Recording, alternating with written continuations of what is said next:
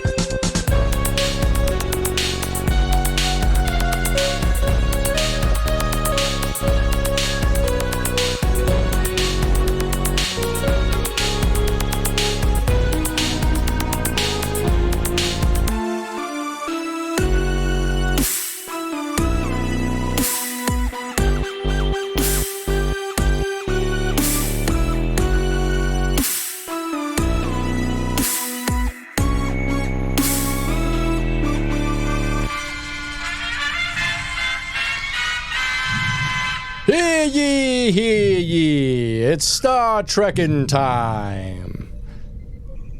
Hello. Why, hello, mate. We're here to read the Star Trek news. It's, Holy Star Trek news! Well, Came out already! Well, I don't reckon it's just an evening edition, goddammit. I love when, like, old British dudes who like look like bulldogs, like look like English bulldogs. I love when they go, God damn it. God damn it. with jowls. I don't think so, no. I think all British men, they form a mighty jowls. You think you're going to get me to vote Tory? No, God damn it. No, of course not, no. Yeah. Nah. I think I'd like to go to England just to see English people up close and personal. Right. Because I don't get a real good look at them. I don't really believe they're like real. You know, I think there's something invented by the media. I think they're like funny, but I don't think they're real, right? Like they can't be real. That's true. I mean, have you ever been to England? No, my name is Britain, but that's the only way I know it's kind of real is because like people are like, oh, like the country. I'm like, I guess I don't know. I don't have any proof. We don't have much proof. We should that become England flat exists. earthers, but like saying that England doesn't exist. I'm on board with this. I don't think it has a right to exist, so wipe it off the fucking map. That's all I'm saying. Mm-hmm. Call it along with a lot of various countries. Yeah. Call it like the Bland Isles or something like that. Like I don't know. Everything there seems very bland. Like the weather is bland, the food is bland people. Except for the guys who go, God damn it. They're pretty cool. That's one thing I really take away from the Olympics is like every country is awful. Mm-hmm. Just the way especially Western nations just like interact with the Olympics just is like so embarrassing. Yeah. And makes me feel like we're not prepared. We're not even prepared for just competing in a friendly Olympic Games. Mm-hmm. Like, no way are we ever going to hit like a Star Trek future anytime soon. Absolutely not. There's never going to be one world government. We have to start. Oh. Yeah. We got to start small. We got to compete in the Olympic Games and not be weird. And we can't even do that now. So it's too much to ask. It's really too much to ask to not be weird. America has always been weird, but it's like getting weirder. Mm-hmm. I actually like that. That's the line the Democrats are going with now is Republicans are just kind of weird, right? And like, yeah, that's true. It is. It's true. And it's like one of the first times they've actually got like a good talking point that actually makes sense. And like, but they need to drive it home harder instead of being like, oh, they're just weird. Like, drive home why they're weird. Like, be like, why are they obsessed with trans people? It's like less than a percentage point of the population, and they're like obsessed with them. That's all they think about. Like, they'll get into fucking women's collegiate swimming just in order to complain about a trans woman being in there. Isn't that fucking weird, man? That's so fucking weird. Yeah. Like, that's weird. Yeah. Like, You talk to any conservative for an extended period of time, and they eventually start sounding like General Ripper from Dr. Strangelove. Like, they just think like they're being poisoned by all these different things, and like there's like some weird psychosexual like reason behind all of it. It's just it's very obvious. Like, they can't just like speak. It's either you can't speak to them like normal people. Right. It's either that or they're like Arlie Ermy in basically any film he's in. And he's just like a guy who wants to kill things for indiscriminately for no good reason, really. Oh. Whenever I think of Arlie Emery, I always think of his best role, which is in Saving Silverman as the football coach. I like you actually think of that. I love that movie so much. Oh my god, I can't believe you think of that movie still. I haven't thought about that movie in years. That movie is so like, really? It's not good. It's fine. That's the I one referenced with, it just actually the other day isn't Neil Diamond? Doesn't Neil Diamond take a big part of that film? I hate Neil Diamond. Yeah, I hate Neil Diamond. He's a supporting role. Oh god. Yeah, and they like the one of the main things is like the main characters are all on a Neil Diamond cover band. That's right. Together. That's right. Okay, sure. I hate that so much. Yeah. It's funny. Neil Diamond's in it. He's pretty funny in it too. Yeah, but I bet he's not in blackface like he was in The Jazz Singer, huh? No, he's not. Have you seen that? But have you seen that? It's pretty good. I mean, it's not pretty good. No. It's pretty good in a way that's like, holy shit, Neil Diamond's doing blackface and like pretending to be in a funk band. Kind of, what the fuck? Oh no. Mm-hmm. Oh no, Neil Diamond. Mm-hmm. Yeah, I hate Neil Diamond. Anyway, so did you know that we have a Patreon? You didn't get the memo. Yeah. Do you know we have a Patreon? I did. Yeah, it's at patreon.com/dumbidiots. Yeah. And, if you subscribe there, you know what it does for us? It helps keep us editorially independent and ad-free, which I think is pretty cool. I think that's really cool, in fact. Yeah. And that's for as little as $2 a month there. You can help do that for us. But for as little as $5 a month, we give you a shout-out on the podcast and say thank you to people just like Seb, Robert Yolito, Asher Pliskin, Skeptic, Papa Poison, Awful Star Trek Drawings, Jose Martinez, Gabe Siciliano, Big Strong Boy, Vinny, Luna Dahlia, Former Twink, Nathan G, DJ Robinson, Phil McCavity, Danny, Dylan Lance, Jordan Hale, Elizabeth Hearn, Nick Savard, Shane Sawyer, David Craning Sights, Electric Baphomet, Gursky, Jormore, Kyle Simmons, Gillian McCrary, SFC Punk, 7 of 9, D. Riker, Ethan Adams, James Hartman, Iggy, Abigail Simpson, Shane Williams, Sam Mayo, Locke Finile, Anthony Cabrera,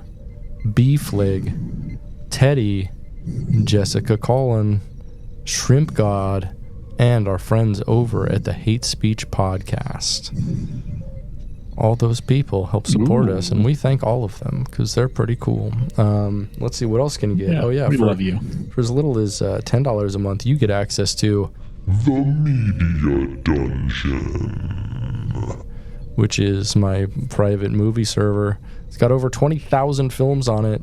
It's got over 1,700 shows on it. It's just a fucking lot of media, man.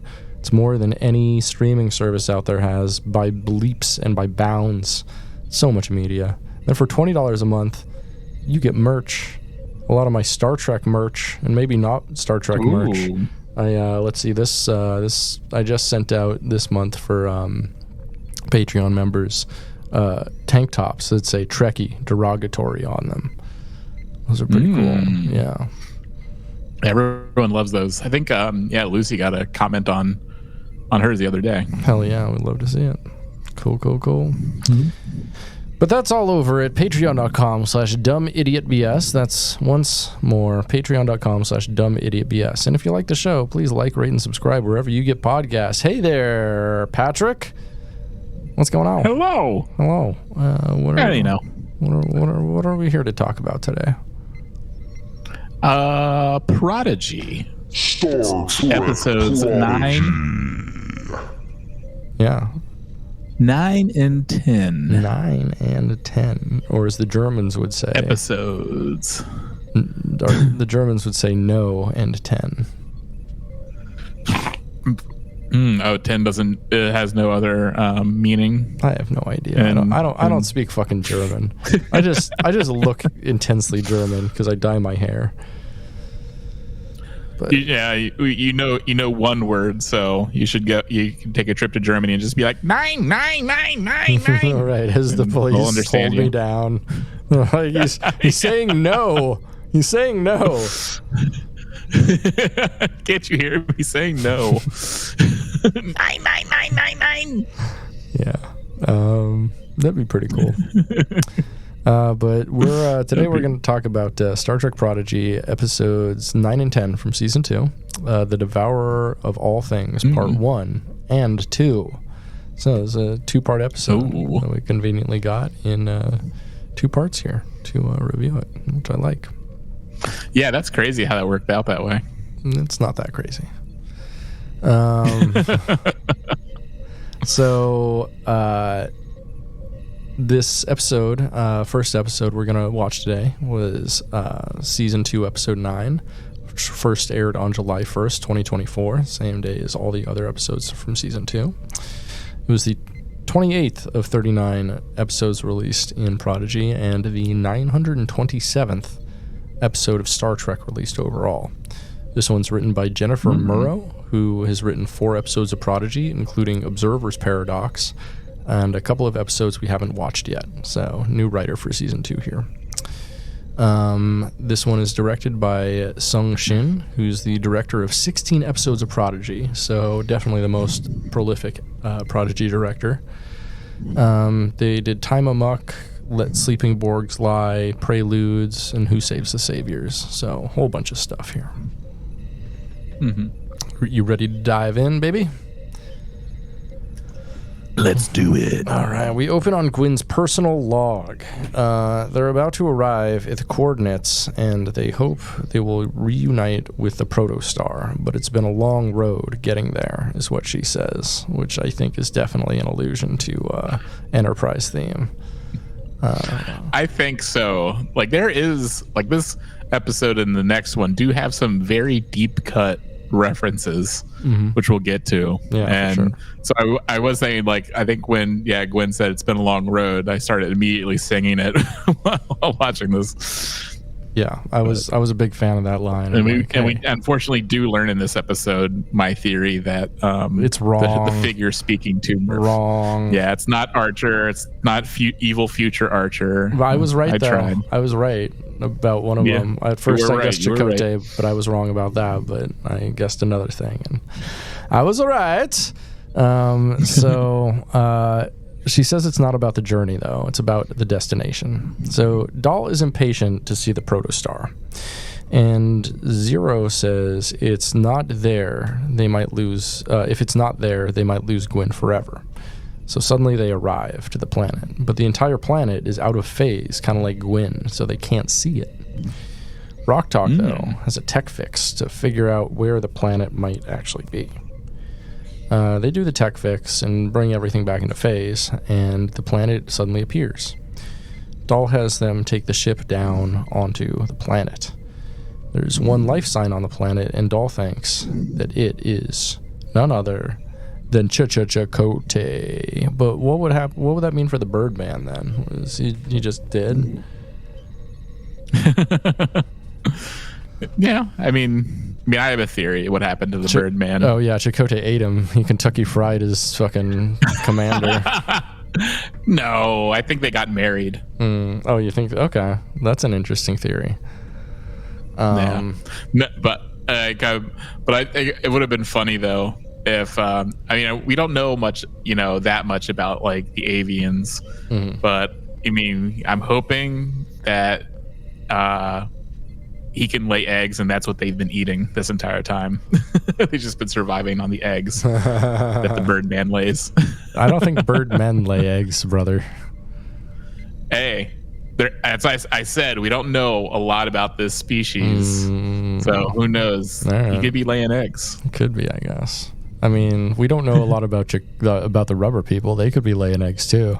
Chakotay could be laying eggs. Chakotay's like, I have to go to the Sonic restroom, and they're like, don't you just beam that out? And he's like, no, it's something different. Like, Neelix finds all the eggs one time, and like, oh, Mr. Chakotay, you've been hiding these from me, haven't you? Well, I made a big frittata, a big Talaxian frittata with them.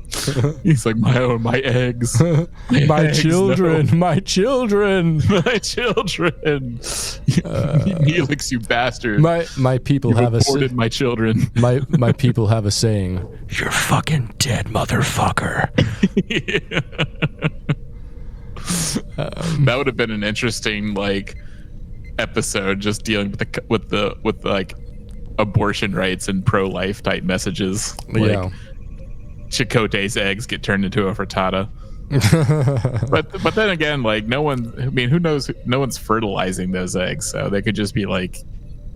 What if he's asexual? What if he lays them and fertilizes them? What if he? Oh, that's true. He lays them out the back, fertilizes them out the front. You know what I'm saying? You crack open an egg that's half formed, and a little Chakotay's inside, and then just kill me. Just has red eyes.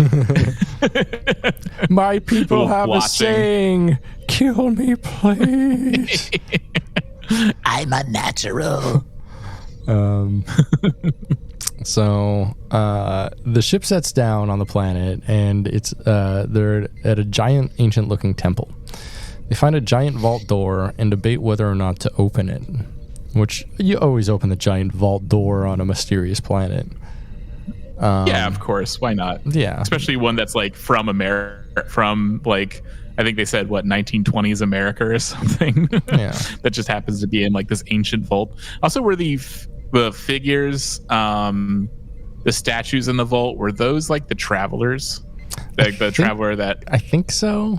I don't know.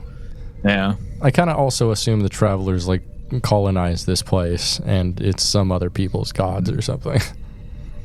Yeah, that's true.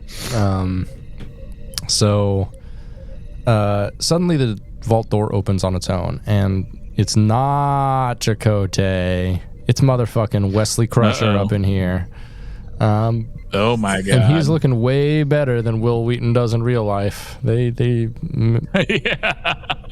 I mean, most people on this program do, though. I mean, they dolled up Kate Mulgrew a bit, and Robert Beltran, and Robert Picardo. Oh yeah, I mean, Picardo's an ageless hologram, but you see he's going to be in the new Starfleet Academy. Yeah, I'm into that. So into that. Yeah, same. He's going to be, it's going to be Discovery era, so he'll be 1,000 years old at this point. I'm okay with that. That would be sick as fuck. Yeah, but yeah, I'm stoked for that. But I mean, he's a hologram, and also this takes supposedly 15-20 years after the events of Voyager. Yeah, something like that. So yeah, so they made the age appropriate for the time. Yeah, I'm into it. So with Janeway, they're still searching for the kids and are led to the abandoned transport conduit from the last episode. Janeway commiserates on time travel and gets a call from the bridge. It's an incoming message from motherfucking Jellicoe. Admiral Jellicoe in the house, baby. Ronnie Cox, motherfucker. Oh, yeah. The big Ronnie Cox. He says Janeway is ordered back to Earth. And even though she might be right about her recruits, she needs to come back and do things by the book. Janeway pretends she can't hear Jellicoe, and they go through the transwarp tunnel anyway. Classic Janeway. But, that's also bad, a little bit foreboding, because one thing we know about Jellicoe is that he's always right. Yes. Like, he's not saying what's popular at the time. No, he's always right. He's always right. That's very true. So, back with the kids, Wesley Crusher says he has more sweaters than they'd believe. Dahl demands to know where Chakotay and the Protostar are. Wesley says they're not there. Like, Wesley is being, like, I don't know. On cocaine?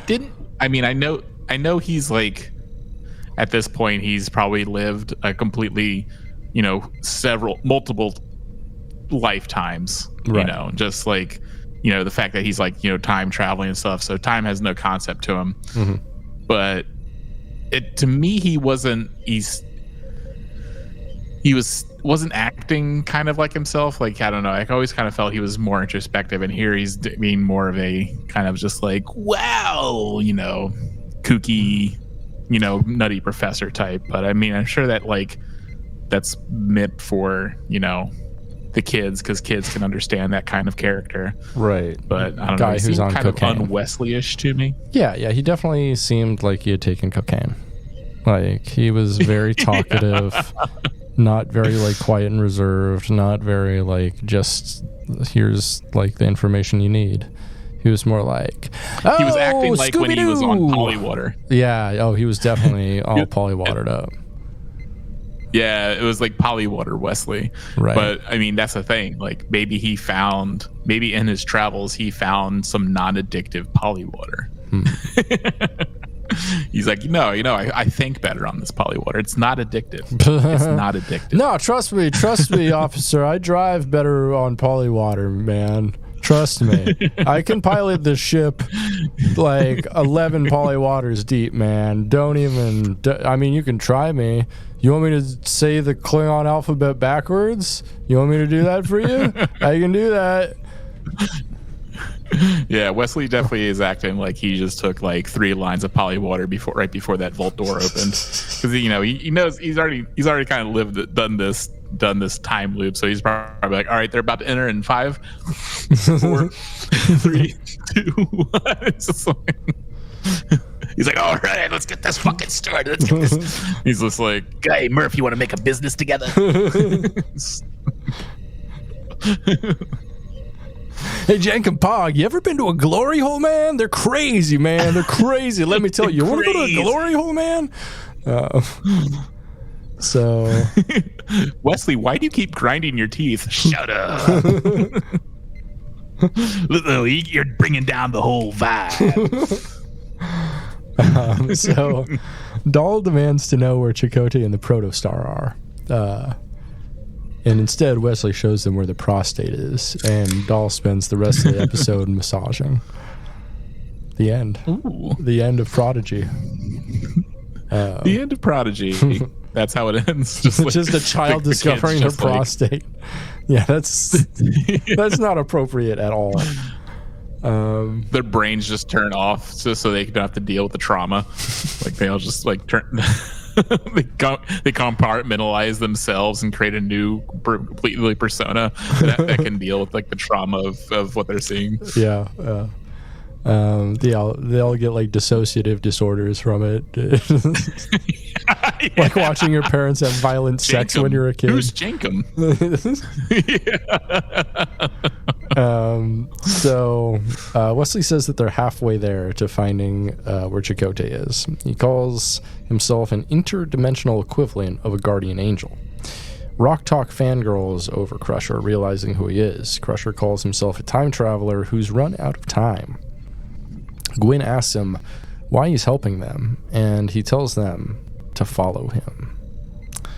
Jankum calls him one nebula short of a galaxy, and they all debate actually following him, but eventually they do.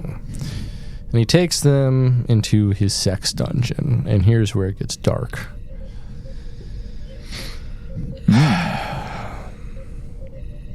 With Crusher, and there's no sex dungeon, sorry. With Crusher, he explains the travelers from TNG and how he was invited to become one in, I think, season 7 of TNG there. Yeah. Kind of like the interdimensional version of Starfleet, as Rock calls it. Wesley quickly explains time travel in different universes. He makes an allusion to the mycelial plane, which he tells them they're not supposed to know about. Which is a fun little callback to Discovery there. Yeah. So Wesley tells them that time is fragile, and he can only intervene in certain situations. He tells them that they created a paradox, which would make the universe unravel like their favorite sweater. And he keeps on going with the sweater analogies here. I think he's like a sweater fetishist. Yeah. He really likes Weezer. Yeah. I was going to mention that. I'm glad you didn't, so I didn't have to. So, but I think that makes sense because, ostensibly this is like a show that's made for children. And like, it's just like, I think they have to have, and there's a lot of concepts that they're throwing at you, like especially with time travel and understanding time travel paradoxes and how they affect things. And yeah, I think the best way to form that in kids' minds is like, you have to see a sweater and sweater. One thing, you pull on the sweater and then it goes away. Right, like Weezer. Like Weezer. As I walk away. Ooh. As I walk away. So, Wesley says that the universe is now trying to exist in 2 different states, one in California, the other in New York. And it gets worse. Well. And it gets worse as it goes on longer. He says there's a way to fix the time loop, which is by sending the protostar back to the past. But not yet. Apparently it needs to happen later. He envisioned one timeline where the 6 of them must stay together to fix the future. So the kids got to stick together. So maybe he was a mysterious voice telling Gwen to stick together, huh? Dahl asks about the supervisors, but then the cave crumbles a bit and everybody freezes in time except for Gwen and Wesley. She asks Wesley what's going on, and he says it's cosmic scavengers, which he had mentioned earlier. And they feed on broken realities, like stepdads, kind of. So Wesley takes her by the hand, and they run. So Wesley says he thought he had more time from the Loom, as he calls them, which are the time scavengers, and they're time manipulators. They're made out of like time anomalies, so both Wesley and Gwen are time anomalies, and the time scavengers can smell them from a mile away. Wesley admits to being the mysterious figure that was helping them and contacting Murph, and appeared in like Gwen's dreams. Suddenly, Wesley opens a storage locker in space-time, which is pretty cool, and the Loom passes overhead. Suddenly, so they get some armbands from there, but suddenly they're running away from a decoy Gwen as the Loom chases after them. They become trapped and push a wall that opens back up into the chamber where the rest of the kids are. They evade the Loom and free the kids.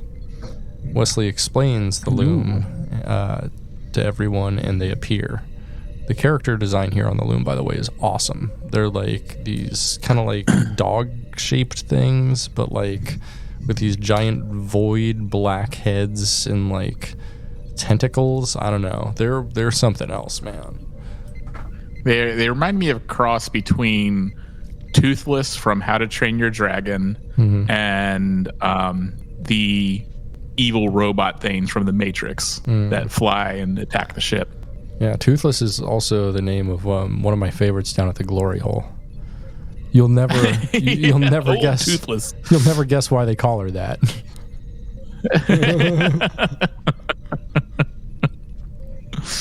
Old Gummy. Call her the Gummy Bear. The gummy bear. The gummy bear. Gummy bear. So gummy bears bouncing here and there and everywhere. Gummy berry, gummy berry juice, gummy berry juice. That's what she sings when the loads start flying, when the bukkake hits. Gummy berry juice, gummy berry.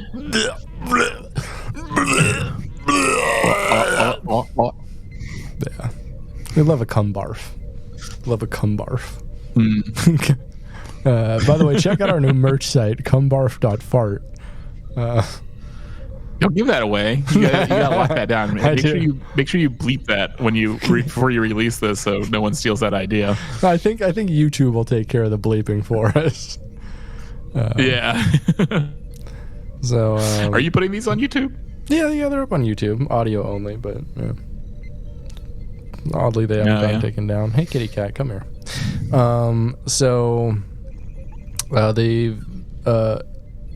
So they become trapped against a wall, and Wesley tells them to push it, and it opens back up into the chamber where the rest of the kids are. They evade the loom, free the kids, but then the loom reappears after Wesley explains them to them. They phaser them, and nothing works. Wesley has them put their hands on the door as Jenkum and Doll hold off the loom with phaser fire. They open the vault door and fall into time. Suddenly, they're all in like a kind of modernish place with jazz playing on a record and a small mini fridge. Wesley offers them grapes. With Janeway, they drop out of warp and find the planet the kids are on. They prep an away team, and the loom are already waiting for them. End of episode. Gummy berry. What'd you think? That was good. Also, that room that they go into at the end was Gary Seven's apartment. Oh, was it? Okay. Yeah, the guy from because Gary Seven was kind of like because they mentioned it's like I think in the next episode they mentioned how the supervisor's there, and you know why they called him Gary Seven? 7-inch dick. Oh, I thought it was because 7 at one time. No, I'm just right in there. 7-inch dick. Oh, nice. Yeah, that was Gary Seven's apartment from the TOS episode, and also his own spin-off show, which is like the TOS show, was just like shamelessly existed to promote Assignment Earth. Oh yeah. To get his show started. Yeah, I really like this episode quite a bit. I think this is maybe the strongest episode so far this season. Surprisingly, because it like co-stars Will Wheaton, who I have famously been a hater of, but he's actually pretty good here. I like him more than I do like regular Wesley Crusher. I'm fine that he's not acting like Wesley Crusher because I don't love Wesley Crusher. Yeah. I mean, I know like he essentially has like almost the powers of a Q in a sense. Like he's a less powered Q almost. Right. But it is kind of like I mean I know these characters exist within the realm of Star Trek.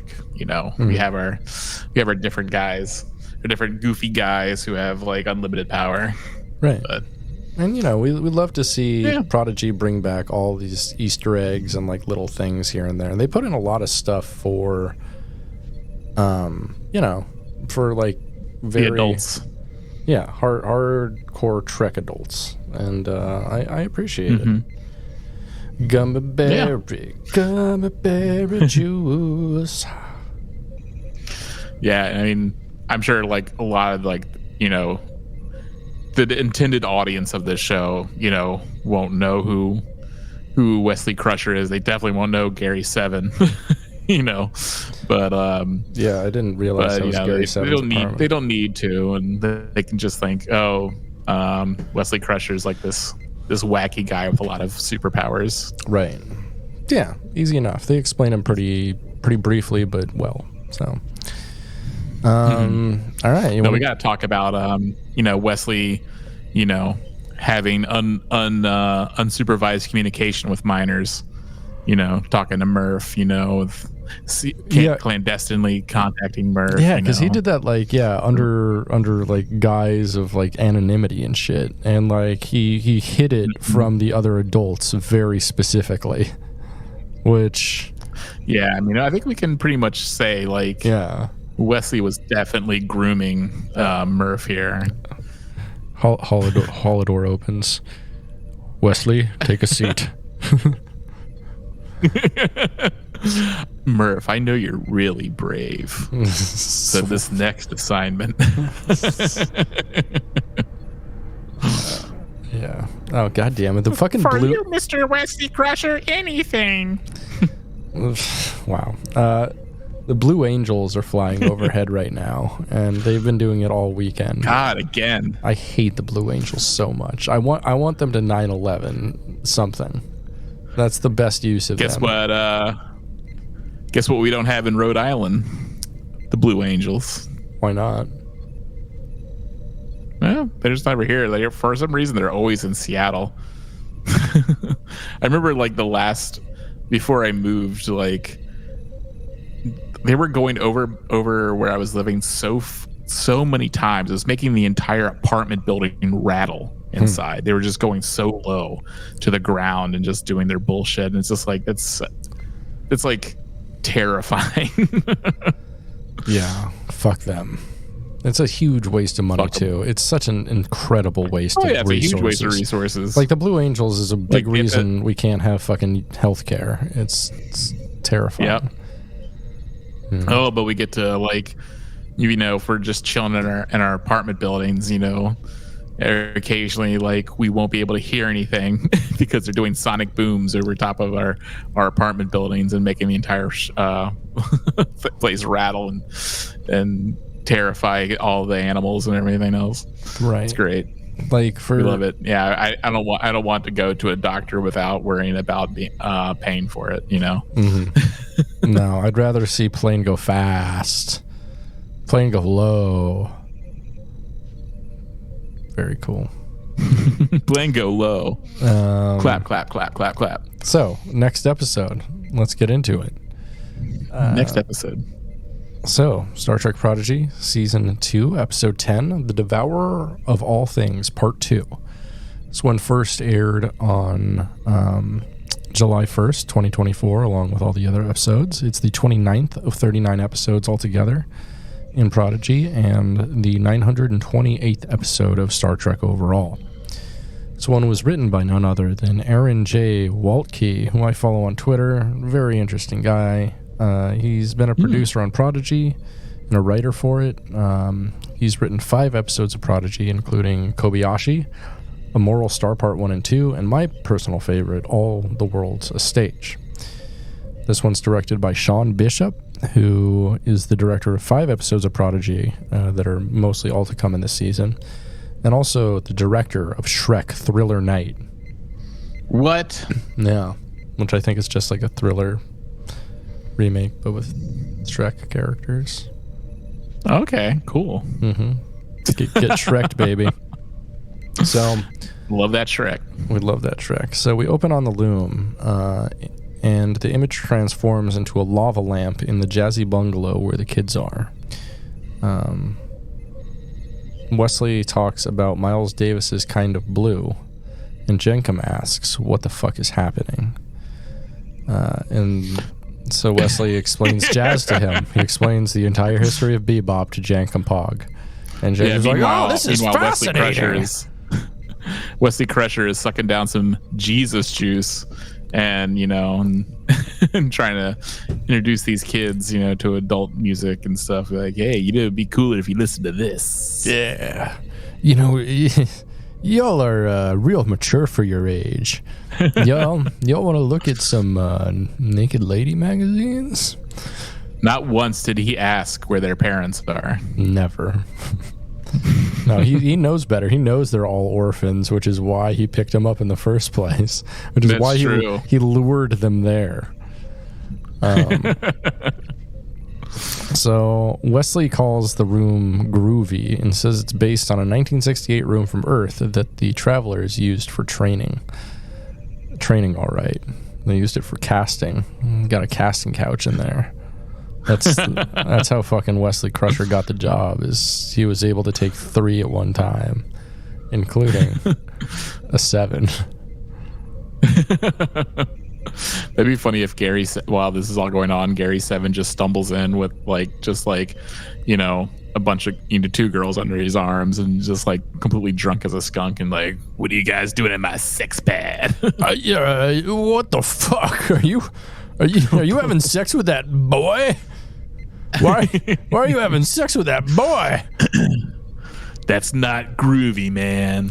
I guess he was like 18 or older when he did get recruited to the Travelers, because he was like 14 or 15 when the series started, so he had to have been 18. Yeah, he almost kind of has like he does almost have like the Michael Jackson type thing where he was forced to grow up at a very young age and never got to have his childhood. Now he's like being really weird and inappropriate with little kids. Right, definitely. So suddenly the loom sounds above them, and Wesley says that they need to wait them out so he can sneak up to the vault. He says that the armbands that he has can erase the effects of the loom, but there's nothing that they can do to fight them except for returning Chakotay and the Protostar into the right timeline. So on Voyager, they're ready to go down, if you know what I mean. They're ready to go down, and Majel requests to go down on the away team, if you know what I mean. Oh yeah. And then the Doctor gives them some updated temporal armbands. So she uses her telepathic connection with Zero as an excuse to go on the away team, and Tysus says he swears on the blood of his ancestors that he'll protect her, and so she's allowed to come along, which is like a weird thing to claim, man. He was doing by Grab Thor's hammer. He was definitely doing it by Grab Thor's hammer for her, which tells me he maybe got a little thing for her. It's like, I gonna protect that pussy. Ain't nothing gonna happen to that shit. Tysus, take a seat. So on the away mission, Majel feels a presence, and she thinks it's the kids, and they pick them up on the scanners while the loom freezes all of them in time. Tysus goes to hit his temporal armband, but one of the red shirts on the away mission is destroyed time style, and he's just like obliterated. This is one of the most horrifying deaths I've ever seen in Star Trek, straight up. I was thinking that too. I was just like, because I mean they were really building it up. They were just like, oh, these things, they erase a person entirely from existence. Yeah, like their entire history, which is crazy to think about. And they were saying that, and I was just like, wow, that's crazy. That no way are they going to do this in this show. They do it like 20 times. Yeah, they killed more they killed more red shirts in this episode than I think in any episode of Star Trek ever.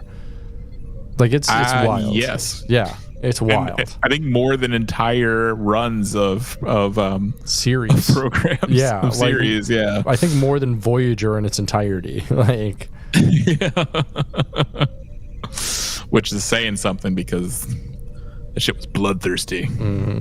So Tysus throws a detonator and does nothing to the loom beast, and they can't get to Voyager because they can't contact them. Suddenly they get through, and Tysus requests an emergency transport, but Majel wants to stay there and throws off her comm badge at the last minute and is not beamed up. Which makes me wonder how exactly that works, because like most of the time they can be with people who don't have any kind of badges on and be like 5 to beam up, and they'll beam all of them up. But I don't know. Yeah, I think it depends. Like, I mean, yeah, it's like they had her biosignature. Mm-hmm. And they kind of, but I mean, I think because they were so deep inside the temple, they had to like focus on their badges. Mm-hmm. True, maybe. Okay, so that actually makes sense. Good point. So on the Voyager, Tysa said he tried to save them all, but someone got Middleton. And Janeway doesn't remember a Middleton, and the doctor's like, we have no records of a Middleton. And Tysa surmises that the loom can erase people from existence entirely, which is a really cool concept, honestly. I really like that. Yeah. Like a monster. But you think it would have like, I mean, I think we talked about this when we were watching Picard season 2. Yeah. Just like, just wiping out people before their time, or like just wiping, just like it does the butterfly effect thing where it can just like have massive effects. Like, because like, I mean, these things, even though they feed on paradoxes, they basically also create paradoxes as well. Right. Because like, yeah, you just wipe out a person from existence, and then like then everything works backwards too. I mean, maybe that's why they do that, because then they have more to feed on, because then they can go back in time more and maybe feed on other things, because this whole butterfly effect happens when so many different interactions that those people have that those people have on other people's lives get changed, and God knows what happens. Indeed. Yeah, and I want to see like a food chart of exactly like, I know these things like eat time anomalies and shit, but like, does anything eat them? And what do they shit? Do they shit time? Like, I want to see what they shit looks like. You know what I'm saying? Yeah. Give me that loom shit, I want to baby. see what they leave in that toilet. Yeah, straight up.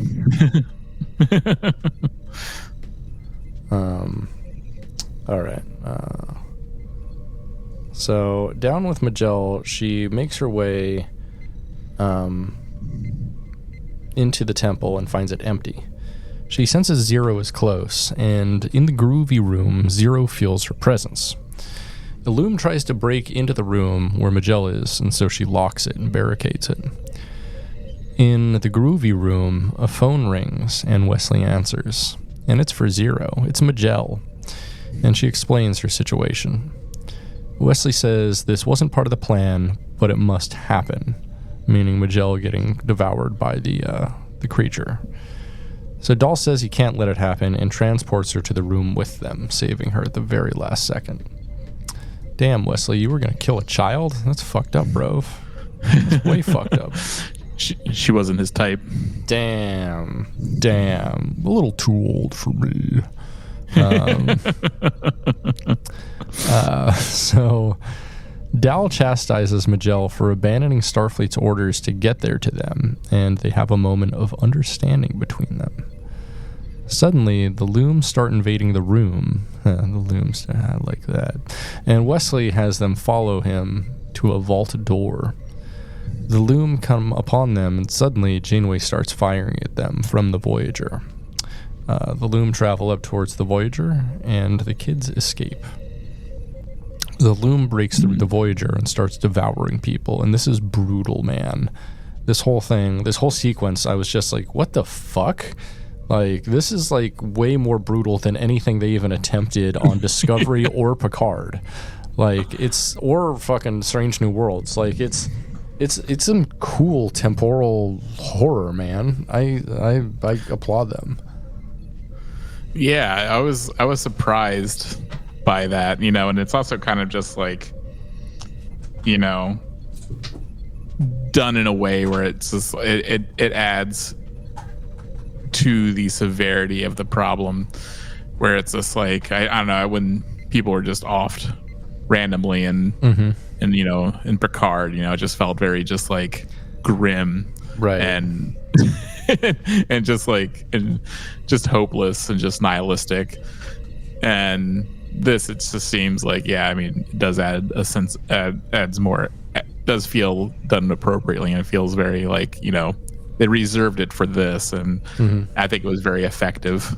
Like, because up until this point, we haven't seen anything like this in Prodigy, so it's just like, wow. I'm also thinking like they're gonna do something that brings all these people back. Yeah, probably, but still, the horror is there. Yeah, the horror is there. Yeah, for sure. So, the doctor contacts Janeway and says he doesn't have the capacity to make an armband for every person on Voyager.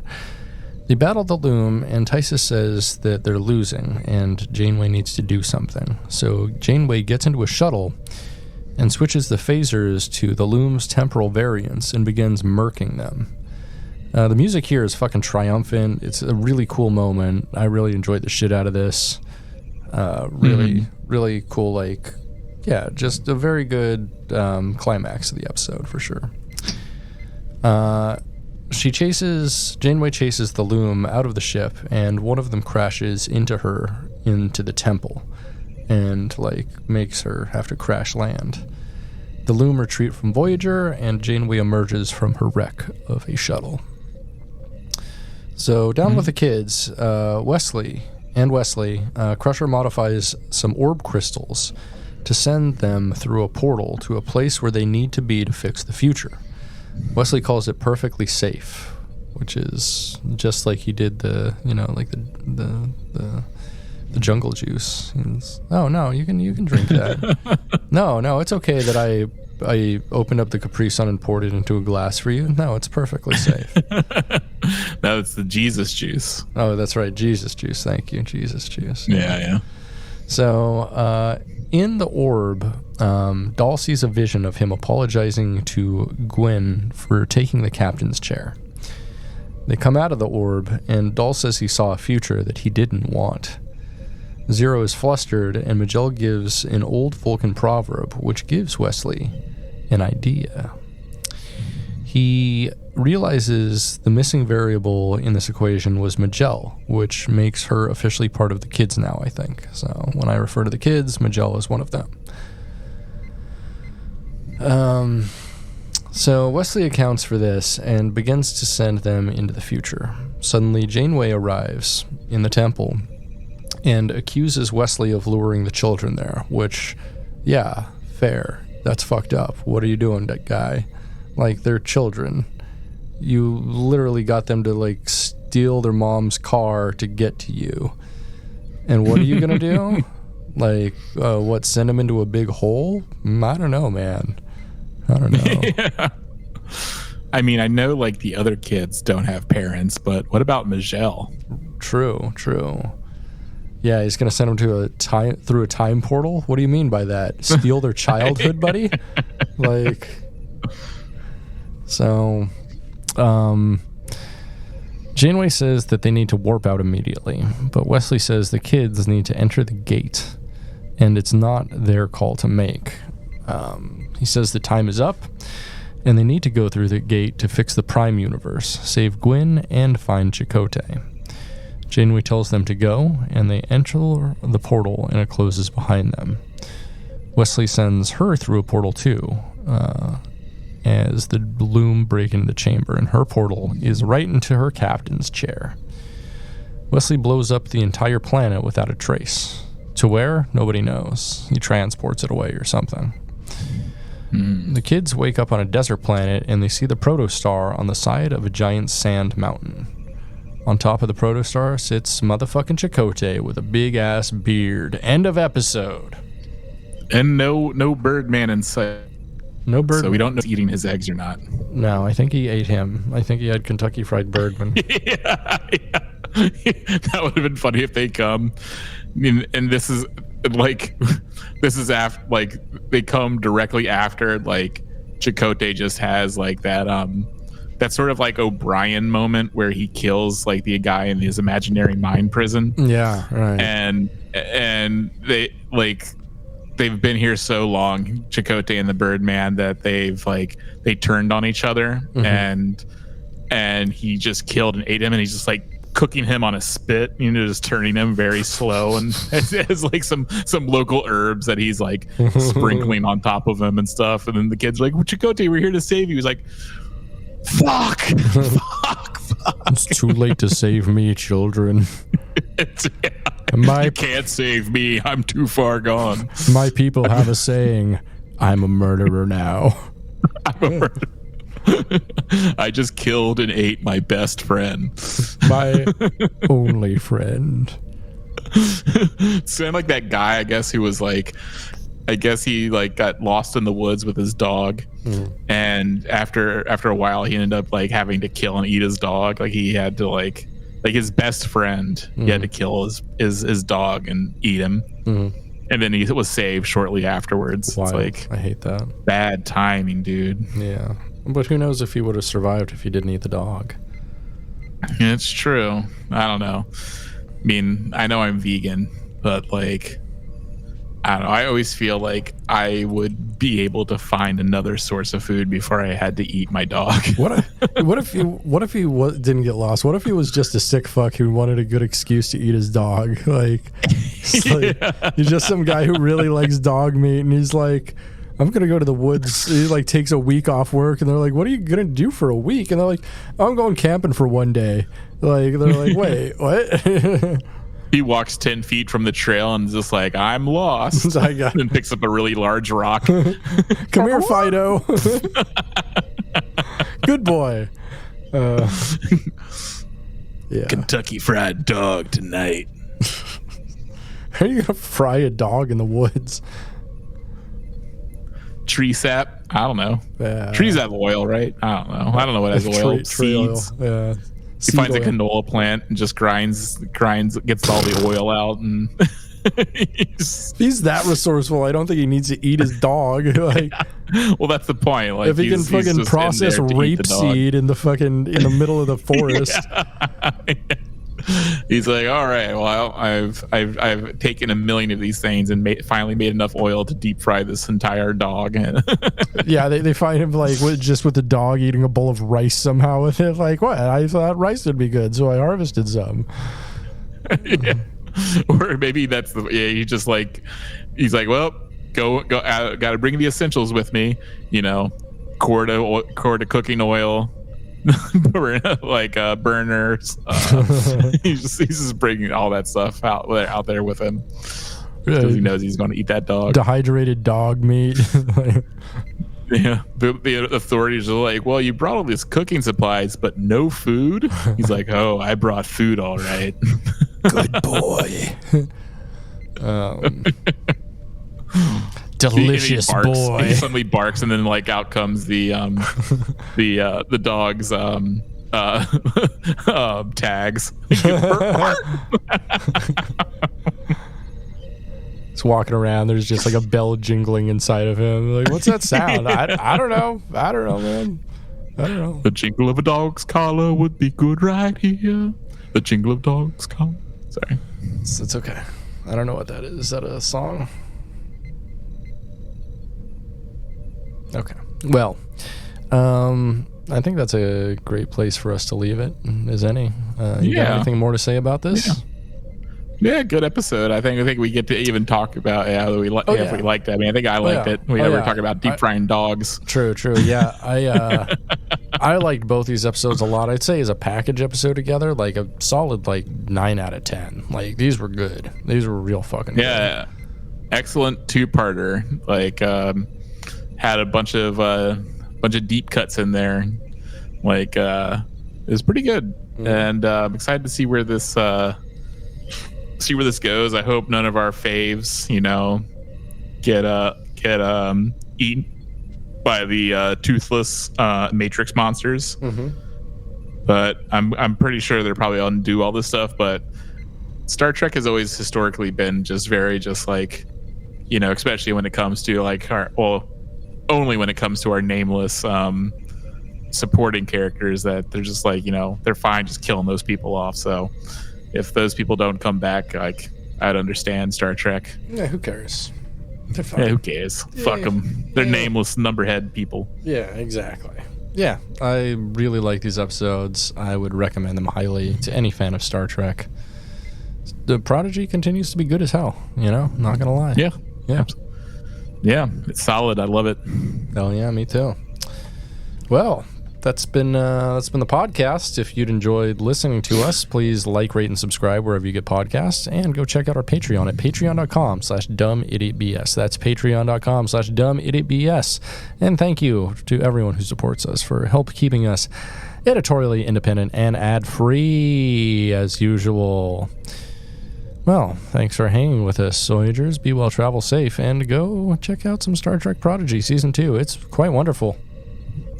Absolutely, I agree. So, thanks for checking with us, soy boys, girls, and otherworldly beings. Hang a dong and a shaka. And shaka. Soy, soy, soy, soy, soy, soy, soy.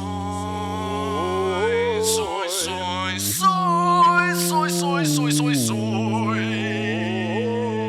Soy, soy, soy, soy, soy, soy, soy, soy. Soy, soy, soy, soy. Soy, soy.